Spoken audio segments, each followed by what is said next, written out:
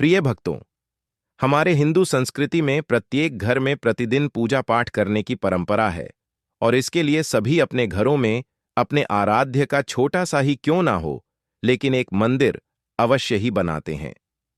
नियमित पूजा पाठ करने से न केवल मानसिक शांति मिलती है, बल्कि पूरे घर में सकारात्मक ऊर्जा भी व्याप्त हो जाती है। परंतु यह बात भी सच है कि पूजा पाठ करने के कुछ नियम भी होते हैं, जिन्हें यदि हम नजरअंदाज कर देते हैं तो हमें हमारी पूजा का पूरी तरह से फल प्राप्त नहीं होता। पूजा करने के नियम प्राचीन काल से ही चले आ रहे हैं, जो कि एक ठोस धरातल पर आध्यात्मिक और वैज्ञानिक दोनों ही दृष्टिकोण से ध्यान में रखकर बनाए गए हैं। इसलिए हमें इन नियमों को बिल्कुल भी अनदेखा नहीं करना चाहिए। ऐसा ही एक महत्वपूर्ण नियम है घंटा नाद, यानी कि पूजा करते समय हम जब घंटी बजाते हैं, उसे बजाने के लिए शास्त्रों में कुछ नियम निर्धारित किए गए हैं। शास्त्रों में देवताओं के सामने घंटी बजाने का बहुत अधिक महत्व बताया गया है, जिसे हम इस कृष्ण श्लोक के द्वारा समझ सकते हैं। आगम अर्थम तु देवा नाम गमन अर्थम तु राक्षस साम घनत्ता राव करो देवता आह्वाना लाणम क्षणम। इसका अर्थ है कि घंटी बजाने से देवताओं का आगमन और राक्षसों का गुमान होता है, और जो घंटियां राक्षसों से हमारी रक्षा करती है उसे हमारा नमन है। तो चलिए दोस्तों, जान लेते हैं कि पूजा करते समय जब हम घंटी बजाते हैं तो उसके पीछे क्या कारण है, घंटी को बजाने के क्या नियम है, और पूजा के वक्त घंटी बजाते समय होने वाली गलतियां कौन सी है जो हमें भूल कर भी नहीं करनी चाहिए। दोस्तों, क्या आपने कभी अपने घर के मंदिर में रखी हुई घंटी को ध्यान से देखा है? अगर आप ध्यान से देखेंगे तो आपको घंटी के ऊपरी हिस्से पर, यानी जहां से हम इसे पकड़ते हैं, उस पर गरुड़ बना हुआ दिखाई देता है। अंततः घर पर जो हम घंटी इस्तेमाल करते हैं उसे गरुड़ घंटी कहा जाता है। पूजा करते समय गरुड़ घंटी का उपयोग भगवान को आमंत्रित करने, अर्थात भगवान का आवाहन करने के लिए किया जाता है, जिससे एक सुंदर ध्वनि से भगवान का आवाहन करने का आभास होता है। जब हम विधि विधान से पूजा करते हैं तो उसमें घंटी का उपयोग अवश्य रूप से करते हैं। पूजा संपन्न होने पर आरती करते समय विशेष रूप से घंटा नाद होना चाहिए, नहीं तो हमारी पूजा आदि अधूरी मानी जाती है। परंतु हम में से अधिकांश लोग इसे मात्र एक सामान्य प्रक्रिया मानते हैं और पूजा करते समय घंटी बजाना भूल जाते हैं। तो आइए जानते हैं उन नियमों के बारे में। मतलब आज की वीडियो पूरी तरह से आपके प्रश्नों पर आधारित है, जिनका उत्तर मैं आपको शास्त्रों के अनुसार देने का पूरा प्रयास करूंगा। तो वीडियो को पूरा जरूर देखें, और अगर आपको आज की वीडियो अच्छी लगे तो इसे लाइक जरूर कीजिए। जय मां लक्ष्मी। आपके इस वीडियो को जो भी लाइक और चैनल को सब्सक्राइब करें, उसके जीवन में कभी भी धन की कमी न होने देना। दोस्तों, हमारे प्राचीन शास्त्र की मान्यता है कि सृष्टि के निर्माण के समय सबसे पहले जो बड़ी सी ध्वनि निकली थी, वह घंटी की आवाज के समान सुनाई दी थी। घंटी की ध्वनि में ओमकार नाथ का भी आभास होता है, इसलिए घंटी को ईश्वर की आवाज मानते हुए पूजा में स्थान मिला है।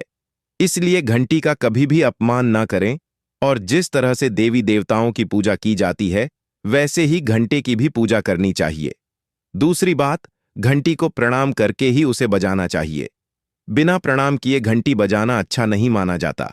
दोस्तों, आपने अक्सर यह महसूस किया होगा कि पूजा करते समय जैसे ही घंटी बजाई जाती है तो पूरे घर के साथ साथ संपूर्ण वातावरण शुद्ध और पवित्र सा हो जाता है और चारों ओर सकारात्मकता फैल जाती है। लेकिन यदि हम नियमों को नजरअंदाज कर देते हैं तो हमें इसका संपूर्ण फल नहीं मिल पाता है।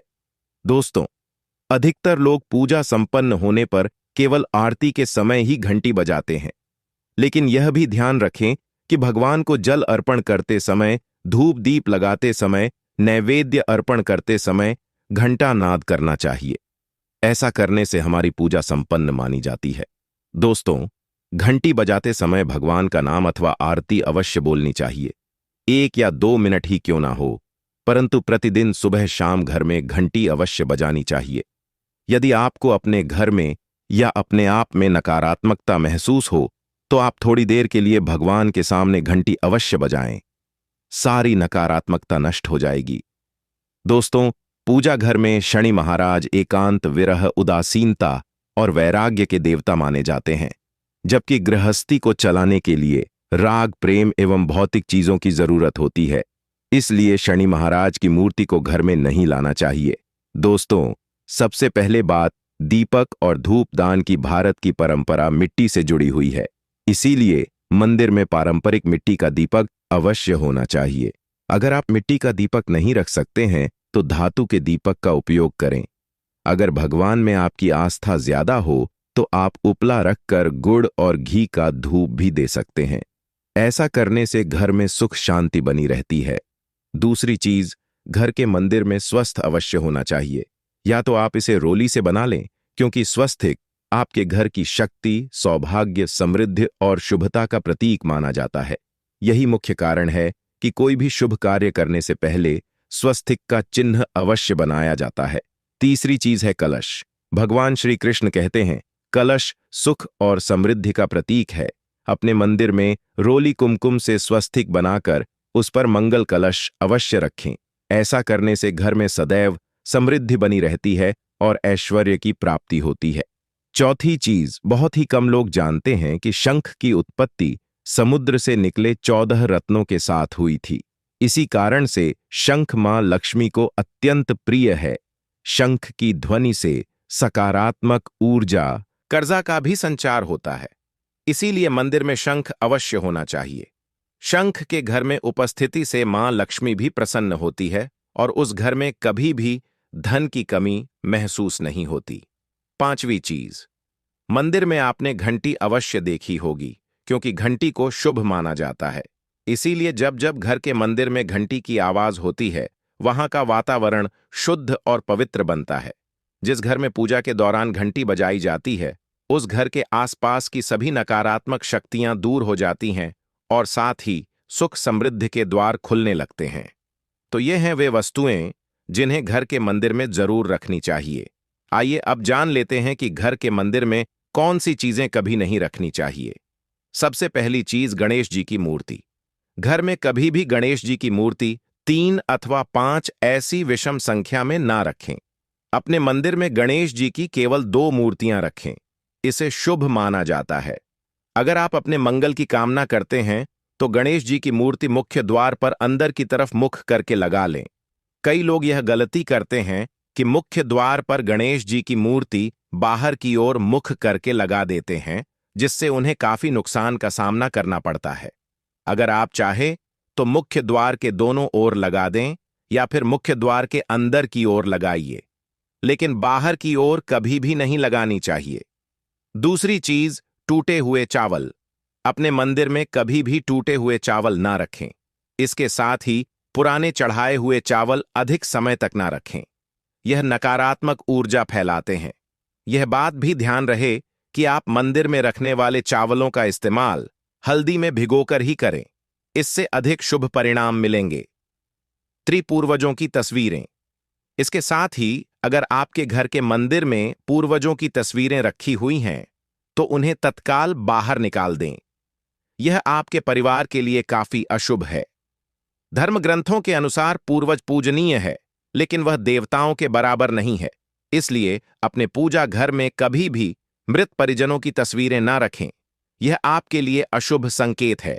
इसके परिणाम भी काफी घातक हो सकते हैं और मंदिर का वातावरण भी नकारात्मक हो सकता है। इसके अलावा अगर आप किसी साधु संत को मानते हैं तो उनकी तस्वीर भी घर की किसी दीवार पर लगाएं। उसे पूजा घर में भूल से भी ना रखें। यह घर के वातावरण को नकारात्मक बनाता है।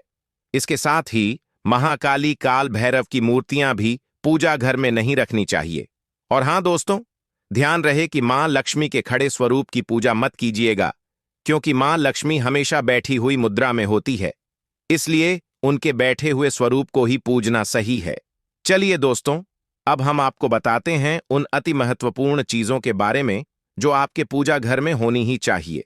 धर्म ग्रंथों में इन चीजों को अत्यधिक पवित्र और खुशहाली के साथ साथ समृद्धि का प्रतीक माना गया है।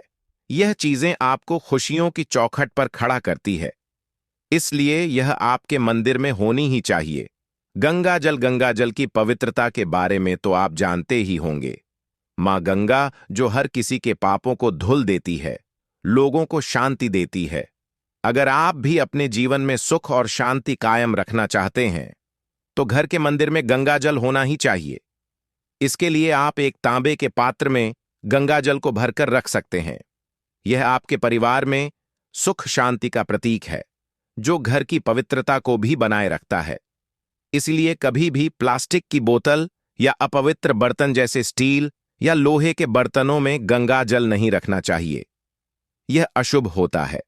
और अगर आप महालक्ष्मी को प्रसन्न करना चाहते हैं तो पूजा करते समय मां लक्ष्मी को कमल का फूल चढ़ाएं। मां लक्ष्मी कमल के फूल पर ही विराजमान रहती है। उन्हें बेहद प्रिय होता है, क्योंकि यह कीचड़ से निकलकर भी दुनिया में खूबसूरती और पवित्रता बिखेरता है। इसलिए माता लक्ष्मी की पूजा करते समय कमल का फूल जरूर चढ़ाना चाहिए। ऐसा करने से कई गुना लाभ आपको मिलेगा। दोस्तों, इस दिवाली ध्यान रहे कि आप दीपक से दीपक ना जलाइए। शास्त्रों के अनुसार जो व्यक्ति दीपक से दीपक जलाता है वह रोगी होता है। ऐसा करने से रोग भी परिवार में पनपते हैं। इसलिए कभी भी दीपक से दीपक नहीं जलाना चाहिए। साथ ही मंदिर में एक घी का और एक तेल का दीपक जरूर जलाएं। यह आपको समृद्धि देगा। घी का दीपक दाएं तरफ और तेल का दीपक बाईं तरफ जलाने से समृद्धि बरकरार रहती है। इसके अलावा घंटा, धूप, दानी, गंगा जल जैसी चीजों को बाईं तरफ रखना शुभ होता है। उम्मीद है दोस्तों, आप यह समझ गए होंगे कि मंदिर में क्या रखना है और क्या नहीं रखना है। वीडियो पसंद आई हो तो वीडियो को लाइक करके शेयर कर दीजिए। दोस्तों,